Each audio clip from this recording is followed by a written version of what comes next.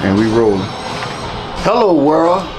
What's up, man? How y'all doing, man? Y'all already know what it is. It's your boy Rippa, aka Skip Out the Mouth. We back today, man, with my guy, NoLimit, legendary artist, man, Mac. What's happening? What's happening? What's up, man? How you doing, bruh? Cool. How y'all feeling? Oh, man, it's blessed, man. It's blessed to see another day. You already know. Anytime you wake up, you know it's a blessed day. It's pretty good weather out here today, too. Oh, yeah, man. It's beautiful out here, man. I'm loving it, man. I'm loving it. So, man, we're going to jump straight into it, man. We're going to start, we're going to go to the beginning, man. All right. Where were you born, or should I say, where did you grow up? All right, so born in Charity Hospital, grew up on General Taylor in Durban, in Uptown, about a couple blocks from the Magnolia, like Louisiana Parkway area. All right, all right. Yes. So, growing up in that area, how would you describe coming up in the hood? You know, kind of let me know, how was it back then? In the early, I would say the 80s to mid 80s, it was actually dope, man. My neighborhood was a lot of families. We were all real close. They had a lot of kids, so we all kind of come up together. And I think everything was good, man. We played, we had a lot of fun. I think around 86, everything changed, y'all. Y'all know why. You know, I think crack hit the street. Yes. And I watched my neighborhood flipping about 90 days, you know what I'm saying, when crack hit. So, yeah, but as far as before then, I just remember a lot of good times, a lot of my friends, and I think after crack hit, you know, the neighborhood got kind of twisted up, man. You know, everything changed. He wants to come get his water? What? I'm supposed to stop talking? Oh. Yeah. So, was it hard growing up in the hood back then? I wouldn't say it was hard. I would say that we faced a lot that I think a lot of the youngsters today don't really face, and I wouldn't want them to have faced. But you know, when you're growing up in the neighborhood and you're poor, it definitely has its hardships and difficulties. But I don't think it's no harder or more difficult than the average neighborhood. Okay. Where poor people are. Right. When was it a time, or when did you decide to become a rapper or a rap artist? I think around 1984, me and my best friend were playing with Transformers. Remember the toy Transformers? Yeah, we was in the backyard playing with Transformers, and I remember us talking about the Cool It Now video by New Edition. All right. And we were kind of excited about that, excited about the little end part where Ralph do the rap, Ronnie, Bobby, Ricky, and Mac, and that kind of inspired me, and so I just went and wrote a rap. And once I saw how people reacted to the rap I wrote, it was like, it was on. That's what I wanted to do from that point on. So I decided at about 8 years old that this is what I want to do with the rest of my life. Oh man, that's what's up, man. That sounds inspirational. I got a question for you though. Do you remember your first rap? Yeah. Really? Oh man, Some guys can't do that, bro. Yeah, I do. Remember that first rap, man. I remember the first couple lines of it. It was something like, because at the time my rap name was Zodiac. Okay. And it was because Zodiac was like a popular shoe that was out at the time. Right, yeah. And I remember just saying something like, Zodiac is my name, girls is my style. I'm smooth as the wind, I'm slick as a file. You know, some stuff like that. I was a little kid, you know, little kiddie rap stuff. I heard it here first, man. Before it was Mac, it was Zodiac. Bro. Yeah, that was way back. We talking about 85. So, how about the first time you went to the studio? You have any fond memories of that? Well, the first time I actually went to an actual recording studio, I think was 1989. By then I had met Gregory D. Well, Gregory D was one of my uncle's friends, and he was kind of a stable in New Orleans hip hop at the time. Right. And he introduced me to Manny Fresh. And I was like 11 or 12, and I started working on my first project back then. And they took me to a studio, and I just remember walking in there, and it looked just how the studios looked on TV, and I was like, yo, this is crazy. I got a big old board. That was before the digital age, of course, so we didn't have everything come in these small little boxes, but this was a big room with like a big room for the mics in it and all of that. So yeah, that was like my first time getting excited about being, doing music. So let me ask you this. Were you scared or did you freeze up when it came your time to rap? Back then? Yeah. No. No? No, I didn't. Straight to it. And I only credit that for just, I was a stubborn little kid. You know, I was like, when I had my mind fixated on something that I wanted to do, I really didn't take no for an answer. And you know, sometimes that worked out for me, and sometimes it didn't, you know, because you got parents, and parents are like, nah, you ain't doing this. But I think I had a certain level of confidence as a kid, or naivety. You know, when you're a kid, you don't know, you don't know a lot, so you know. I think that in itself gives you confidence. Absolutely, absolutely. So let me ask you, who and what were your influences? Like, who inspired you? Who inspired your music? I think my first point of influence was Sporty T, which was my uncle's best friend, and I started writing, started following his style, seeing what he was doing. But I just remember when I first heard Rakim, of Eric B. and Rakim, I think that kind of changed everything. Rakim was something different. You know, before him, all of the raps I heard were like fun. It was about clothes. It was about, you know, girls, about this, that. And you know, he came out like, I ain't no joke. You know, everything was serious, and he was spitting like real knowledge. And I think that's what kind of changed my life. That's what I'm talking about, man. Rakim, that's one of the best influences. I think guys around our age bracket, Rakim kind of influenced us in several ways. So yeah, I agree with you with that. I feel you when you say Rakim, man. Shout out to Sporty T, man. You see Sporty T was one of the influences as well. So that's a New Orleans staple rapper. Yeah. So music, especially rap music, has changed from back then compared to now. Right. In what ways would you say that rap music has changed from then to now? One of the ways that it's changed is accessibility. Like back then, I think record labels served as like filters for artists or who was deemed to be commercially marketable. Whereas in this day and age, anybody with a phone can put a song out, right? And that's a great thing because it makes everybody independent. But what it also does, the market I think is so oversaturated that you got to be very unique to stand out. You know, in the midst of all of the other million people that's putting songs out. And I think our attention span is so short now because we have so much access to so much information that you have to really, really be doing something that's very unique, very different to grab people's attention. All right. And I think that's what's different from then to now. Absolutely. I agree with that, though. I agree with that because back then we didn't have that much access to get to a studio to be able to make a song like you can. It was expensive. It was very studio time. You know what I'm saying? Everything that goes along with that, play the engineer, producer, and all of that. And now they got apps that engineer the stuff for you. Absolutely. Absolutely. Yeah, it's different. All right, so now we're gonna switch gears a little bit. We have a newer, older, wiser version of Mac right now. So in one word, how would you describe the young version of Mac? In one word, how would you describe the old Mac? In one word, how would I describe the younger version of me? Ownership. Audacious. Just wanted to show y'all something. See, yes, sir. This is what the ownership do for you. You let the youngsters know that you own your own shit, you shoot your own shit, and then you're gonna be all right. You understand? You're gonna have residual. It's called residual money.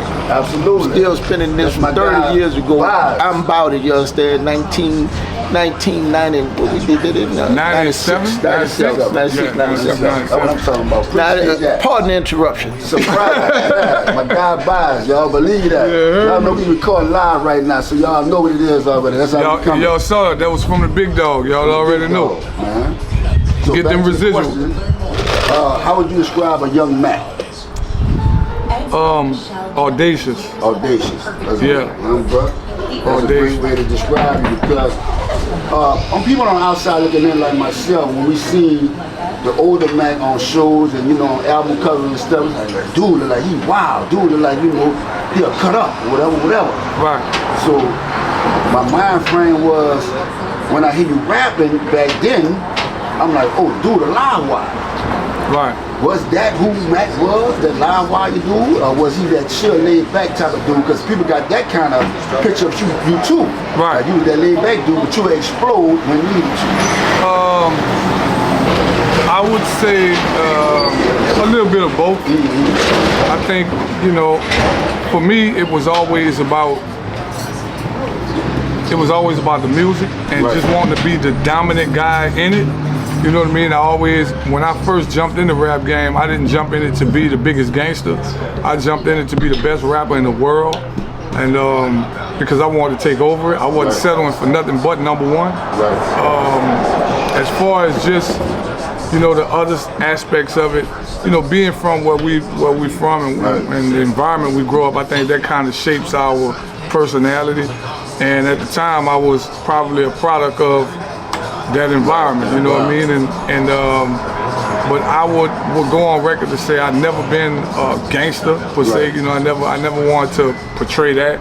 If it came across that way, America, I'm letting y'all know now, I probably was exaggerating. It's all good. It's all good. Believe that. So we're gonna switch gears again. I want to ask a question that a few people asked me when I was on Instagram. Yeah. I put out that I was about to interview, so I had got a few questions from a few individuals. So what led to your incarceration?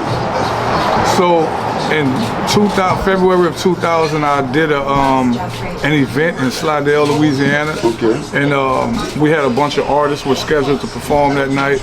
And I think about 1 o'clock in the morning, a fight broke out on the dance floor between like some guys that were part of my entourage and some local patrons of the club. And in the midst of that scuffle, a shot was fired. And we all left and went home. And when I made it home, I found out that I was actually a suspect. And I had never fired a weapon. I had never been engaged in the fight that actually caused the incident. But because people saw me running with a gun in my hand, because after I heard the shot, I immediately pulled the gun out and ran toward the front door because my mother was collecting the admission fee. And so they came to my house, they arrested me, they checked the guns, they saw that it wasn't fired. The guy who actually did it confessed to it a couple days later. They wasn't trying to hear it. I ended up spending 21 years in prison for it. So yeah, that was a very hard part of my life. You know, it was something that I never prepared for that, but I had to walk through it, you know what I mean? And when I got out, I was dedicated to making sure that that didn't happen to anybody else. So in 2023, me and my wife was part of a collective that pushed legislation to prevent artists' song lyrics from being used against them in court. And we got it passed here in Louisiana. So as of now, that is law in Louisiana. You cannot use an artist's lyrics against him in court. Absolutely. Y'all heard it here first, man. Mac and his wife got together and put that together and legislation, and pushed it through legislation, and now we have that as a law, man. Because that was the only, they wrongfully used song lyrics from, I'm talking about years before this incident, as evidence to prove that, you know, he has the propensity to commit this type of crime because he say these kind of lyrics. Absolutely. Again, y'all heard it here first. Just to repeat that, how much time did you do? 21 years. 21 years, y'all. All his life taken. So while we're speaking about that, what are some of the things you learned from going through that experience, that 21 years of incarceration? Patience. I had no patience before I got incarcerated. And in prison, anybody that tell you, and I'm pretty sure that has been to prison, you know, you have to wait for everything. Everything is a waiting process in prison.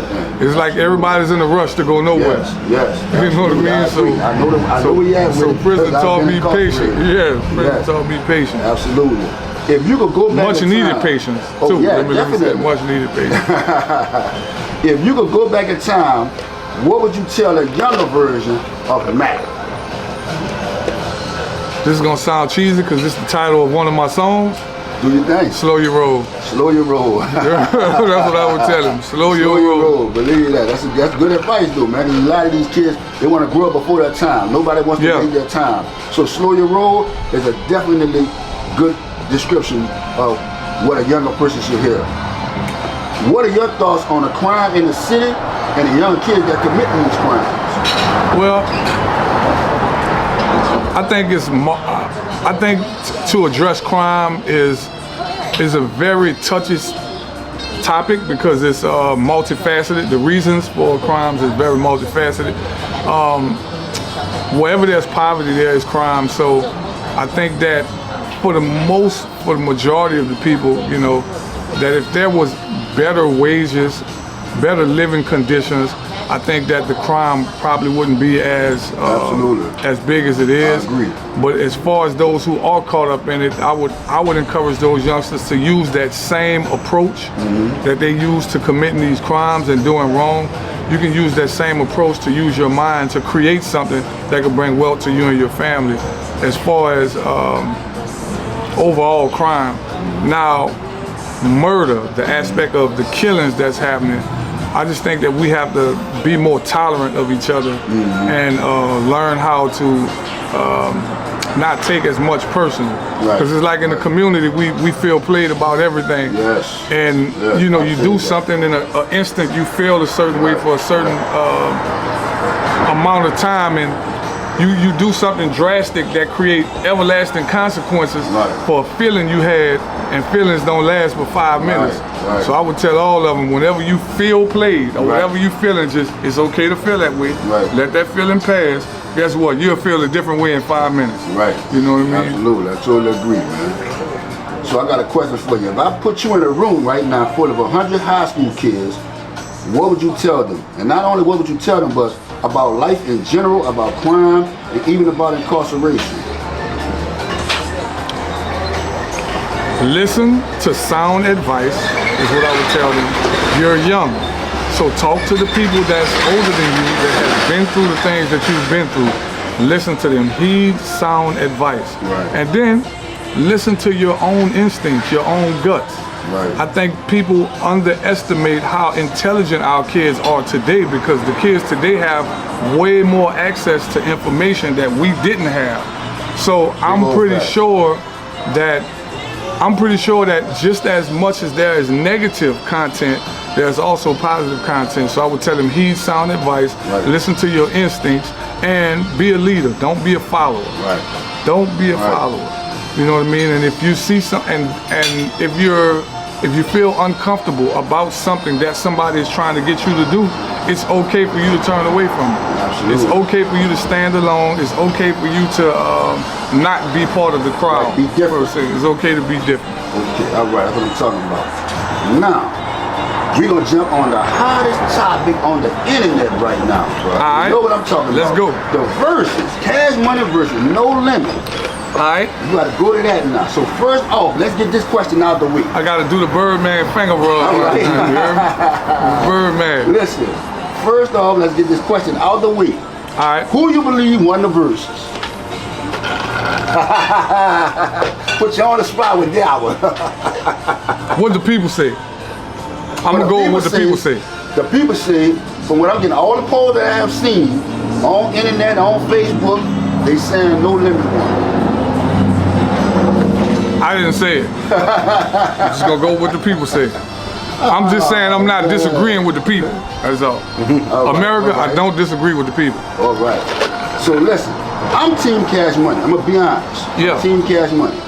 But I also believe that No Limit won.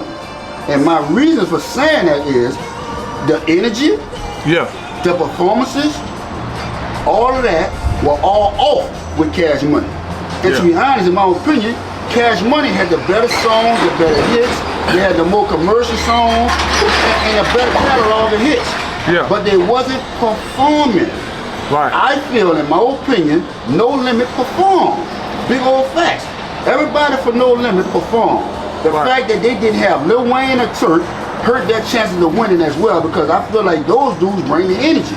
That's just my opinion, bro.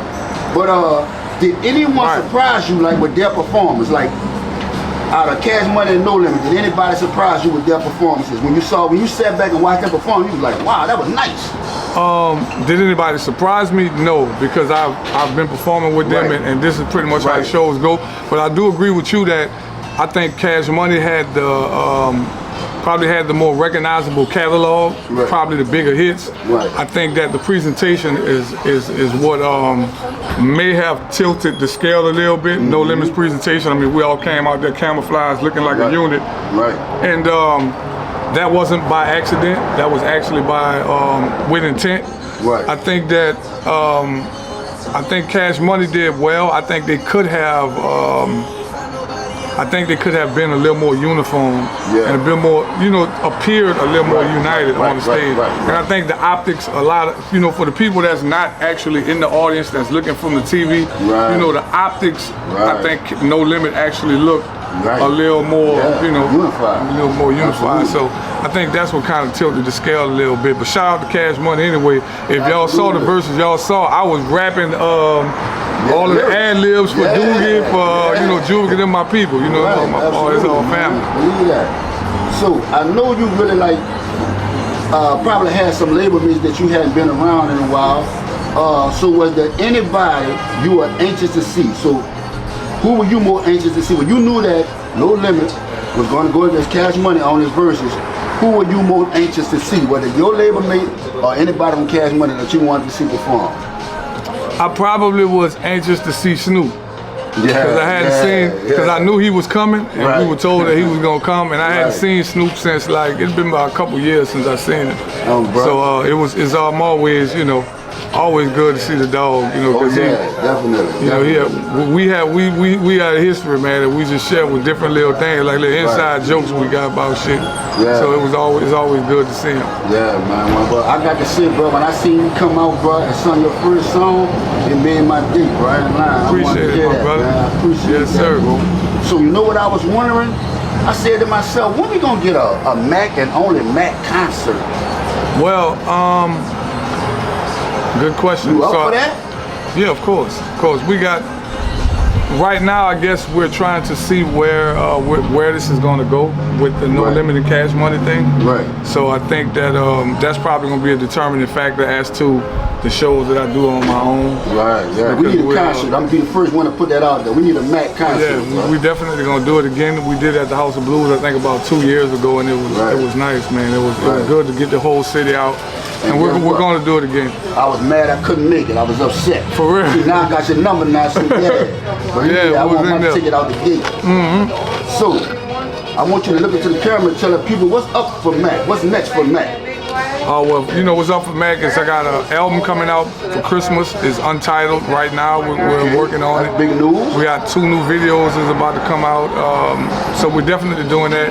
Advocacy is still going on. I've been traveling across the country trying to get the bill that we got passed in Louisiana. We're trying to get it passed on the federal level and on a state-by-state level. I went to Maryland and had to testify before the committee there to try to get it passed. I've been to DC, we had to go to New York State Capitol a couple months ago.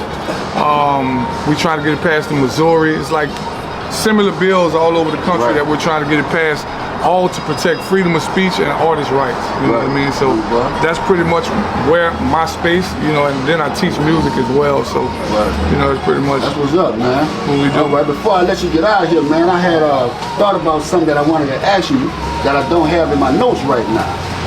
What was it like meeting and dealing with every day with Magnolia, aka Soldier Snell?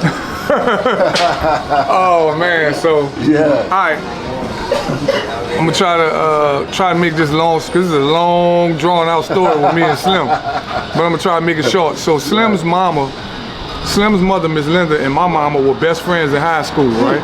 So me and Slim knew each other before we both were born, because our mothers, were close friends, right? So I've known Slim pretty much most of his life. And in elementary school is where we kind of started forming a bond on the playground. He was telling me that he was interested in rap, and we would sing our little raps to each other and stuff like that. And I would see him over the years, and of course he started getting deeper into the street life, and we kind of parted our ways. But every time we would see each other, it was always love and respect. You know what I mean? He would always he would always rib me, number one. If anybody knows Slim, they know he gonna rib you. Yes, that's what he gonna do. Definitely. And Slim played all day. Right. Slim Joe, what we call Joseph. Yeah, Slim Joe's all day long. So I'ma always remember him for just Joseph, man. Just always, no matter how serious the situation was, no matter if it was some gangster shit, whatever, he was always finding the humor in the shit. Right. You know what I mean? That was just him. Believe that. I appreciate that, man. Shout out to Magnolia Slim, aka Soldier Slim. Yes, man. indeed. Yes, indeed. Believe that. So look, I want you to look into the camera, man, and tell the people where they can find you. Shout out all your social media sites and anything else you want to holler at them about. Yes, sir. So you can find me. You can follow me on Instagram at MacPhipsOfficial, YouTube MacPhipsOfficial, TikTok I think is MacPhipsOfficial. Facebook is McKinley MacPhips or something like that. But y'all know, y'all follow me on all the social platforms. Shout out to Skip Out the Mouth. Shout out to the my homie Fuzz, right here sitting in the back laying low. Shout out to Deshaun, you heard me, for being on behind the camera doing this thing. And yeah, man, y'all see y'all when I see y'all. You heard me? Look at that, man. That's Mac, aka the Hip Hop Official. Mac from No Limit, bro. Legendary dude. We appreciate you, bro. So, appreciate you all coming through, man. It's a blessing, love. man. Y'all know what to do, man. Like the video, subscribe to the channel, man. It's Rippa, aka Skip Out the Mouth, signing off. You heard me?